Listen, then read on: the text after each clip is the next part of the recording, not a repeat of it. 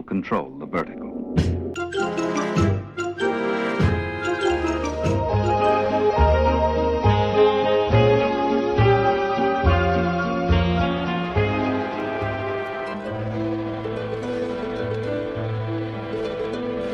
Welcome to Anthologic, the TV anthology podcast.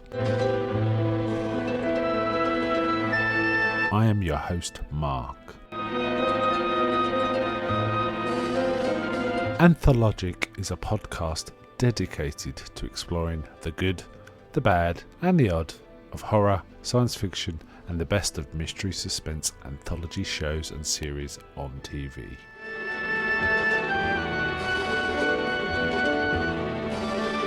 Join me as we slip through the cracks of reality to approach the extremes of experience, where we can peruse the stories and art of a sinister fairground of strange and wonderful rides. And now we go on to the show that is the focus of this particular episode.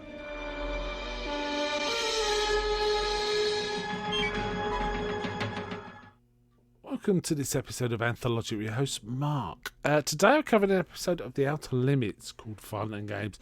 This was Season 1 episode 27. We are really ratcheting through these episodes of Outer Limits.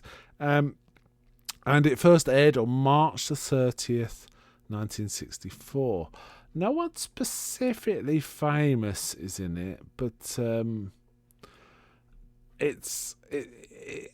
there's something about the lead actor that really works in this one. He's played by the lead character, Mike Benson, is played by Nick Adams. Now this is a moody dude. Apparently he was like a friend of James Dean. You can kind of say he's got a James Dean, Marlon Brando kind of vibe, and I think he really works well in this, and it's quite intense. Now this is an interesting episode because I've always been interested in movies and TV shows about humans hunting humans. It started really with things like The Most Dangerous Game from the 30s and so on. I've always found an interesting little subgenre.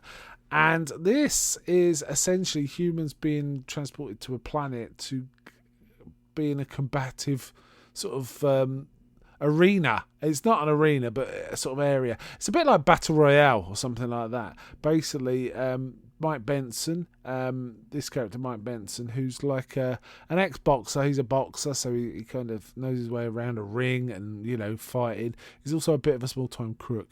And also a woman who he happens to accidentally go into her apartment while running away from a crime scene, but she also, because they encounter each other, she also gets kind of pulled into this thing, and they're both kind of life's losers, and it's kind of interesting they're fighting on this planet. Now it's noted that it has but many similarities to the Star Trek episode Arena, the one where Kirk has to fight the Gorn, and indeed they both feel like they've been based on a short story from the 40s called Arena as well.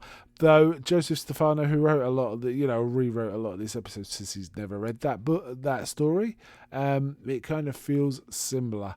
I have read a little into the first drafts of the story. It's quite a different prospect, but I had to rewrite a lot of it because A, there was a lot of techno babble in the original script, and B, it was way too ambitious. There was too much going on that they just could not afford, so they wrote it to be more small scale. And what they did is basically transport the arena to a woodland, which is quite cheap, filming in the woods, and it was quite well filmed, so it's kind of a hazy looking thing. They've got Vaseline on the lens, or they've soft focused it or something, and it really, really works well. The cinematography is by Kenneth Peach, and it looks pretty good.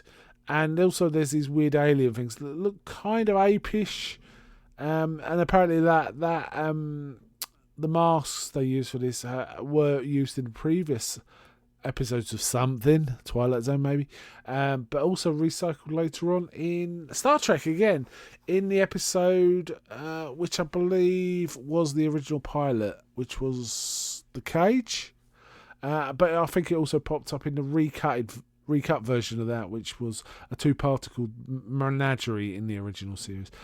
So that's kind of familiar. But these weird aliens, they hunt by having this like toothed boomerang arrangement. And indeed, there's a male and female of the aliens, as well as a male and female human. But there's some talk of food supply by their sort of head, the man who's the overseer, the MC of the games, as it were, who's called the Senator, who's got these great cackling lines. He's a bit jokery. He's a bit, he's one of these guys that's just mocking everything that's going on. And it's kind of a really cool episode. I quite liked it. It was something to see. The intensity of Nick Adams is made it work quite well. The MCing worked well. All the actors, the lady who played Laura Hadley, who is Nancy Malone, played it quite well, and it looked good. So really, there's not really much to say. It kind of, you find out that they're combating another alien race, and these are much more primitive types. And the MC in charge basically says, if you die, your whole planet dies, and if they die, their whole planet dies. And he says, what, do you just blow it out? He says, no, we just start a string of natural disasters. It takes about 5 years for the entire planet to be destroyed, but we like watching the spectacle of it. It turns out this race of beings that watch these games, called Andorans, have overcome like their own war, pestilence, and all their basic desire needs are met and more, and they're basically bored. They are bored. So basically, they like watching other races fight. That's their entertainment. Also, part of the idea is it's a sort of teleporting device, brings them in. So it's a bit like Star Trek again, beaming up and beaming down kind of thing. And we find out that the more primitive pair of the two, one of them dies. The female dies, and what we find out is the male has killed her just so his food supply lasts longer. Because they make a big play about, your food supply will only last you 3 days, and after that it's all over. But essentially, the woman is kind of... there's a big speech about, the box saying, we like all the people cheering. They're cheering because they don't have to be in the ring with us. They're watching us and all this sort of stuff. It's got that kind of vibe, and I really liked it. I thought it was well written and an interesting thing. As I say, the original story was quite a bit different. It was actually called Natural Selection, and here in that version, the lead, who was called Mike Adams, interestingly, because it became Mike Benson, but played by Nick Adams, interesting, was actually a computer expert who gets taken off. But I think having him as a boxer makes a way more sense in this, because he's got that sort of combative fighter streak in him, and it kind of makes a lot of sense. And there's other elements they removed because they ended up being quite a bit similar to other Outer Limits episodes that had already been aired. For example, the original ending was quite a bit like the original ending of The Sixth Finger, and also the original story was more like about taking over Earth's kind of story, and again that had been already done more than once in the Outer Limits, and Stefano wanted something a little different. And as I say, it kind of forms a piece with Star Trek's Arena. If you want to see two things like this, it's kind of interesting. Now, this was also a little different than usual because there was no closing narration. Usually there is, but there wasn't. There was one scripted, and I've read the scripted version, and it's perfectly fine. I don't know why they didn't put it in. But there are also, another thing about the episode, you'll see some scenes or elements shown more than once. Basically, when it was filmed and cut together the first time, it didn't run long enough. So Stefano, I believe... Oh, no, sorry. They had to, yes, Stefano basically got a little more shooting done, and then basically padded it by reusing shots and reusing establishing shots and things like that.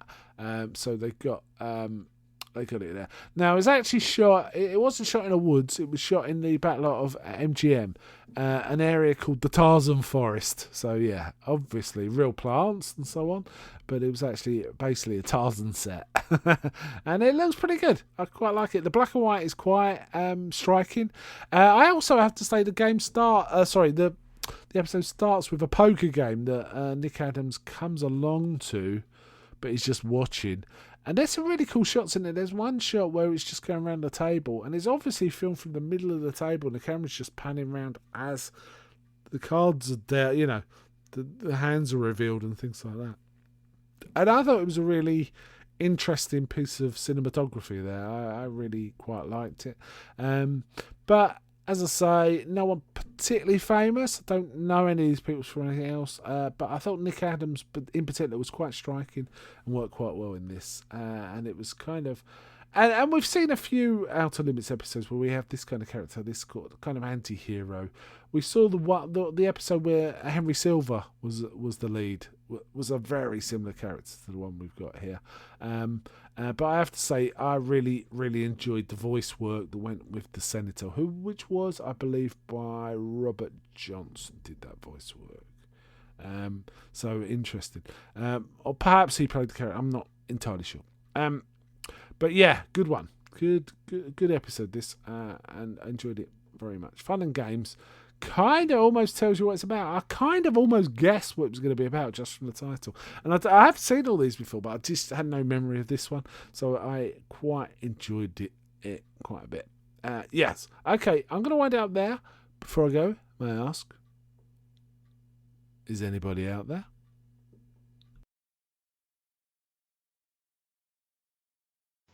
I'm not.